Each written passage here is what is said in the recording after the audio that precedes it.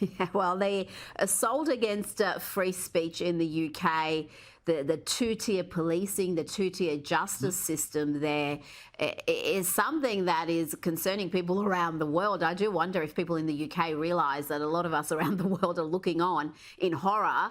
And at a time where in the UK, violent criminals are, including killers, are having their jail times slashed because of overcrowding, they are prioritising locking up what they call far-right extremists. Let's hear here from Mark Fairhurst on the BBC. We will guarantee a prison cell. We will make sure that those people who need to be in prison will be in prison, not necessarily in the area where they live. They may be 200-300 miles away from home, but we will guarantee people a prison cell.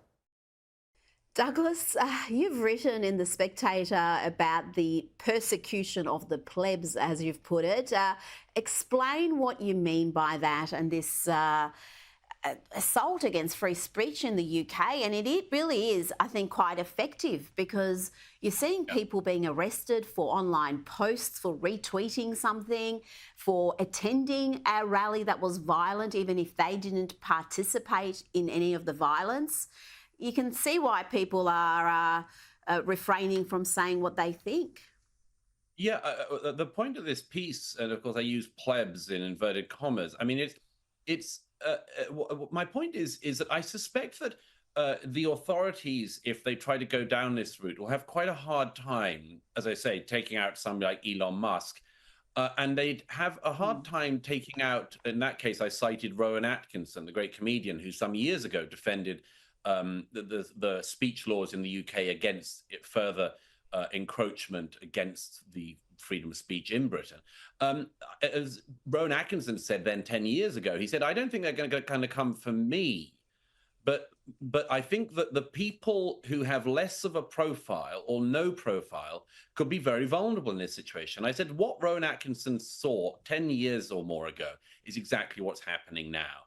Because actually what's happening is that, as well as, by the way, the sudden discovery that our prisons have got masses of room in them, apparently, and the discovery by the police who can't solve a burglary in most areas in the UK and haven't for years, their discovery that they can be a really crack hit squad when it comes to policing Twitter is an amazing discovery for them. And apart from anything else, it makes their lives a lot easier. It's quite difficult, not that difficult, but it's quite difficult to chase down career criminals who are routinely burglaring villages and cities in the UK.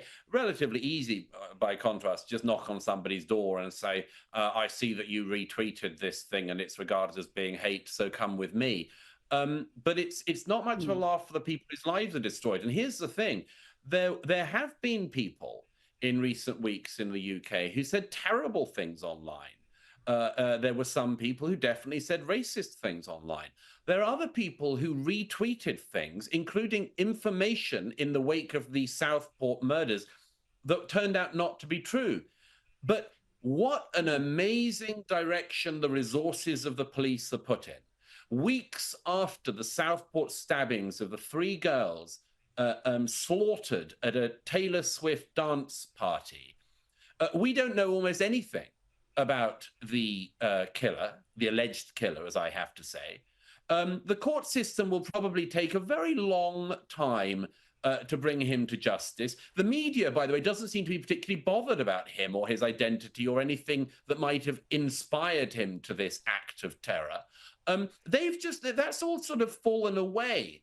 What they have managed to focus on is people retweeting things that turned out not to be true in the wake of that. Oh, and those people have had special courts set up for them and all-night sittings and more, and the jail cells have been found for them. Well, how about speeding up justice when it comes to, for instance, slaughtering young girls at a Taylor Swift dance party? But you can lock up a tweeter in 24 hours. Great example of a completely corrupted and politicized justice system right there. Douglas Murray, thank you so much for your time this evening. Thank you.